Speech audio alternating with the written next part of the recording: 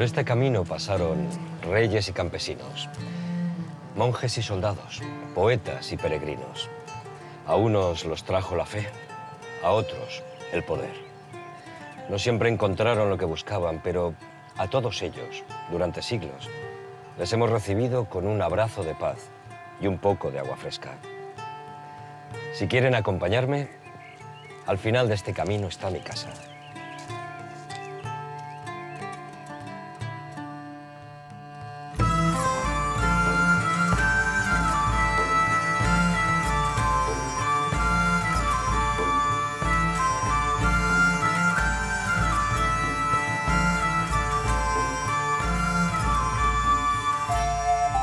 San Jerónimo de Cotalba was founded at the end of the 14th century in the Dukedom of Gandia, and in a few decades became the spiritual center of the La Safor region.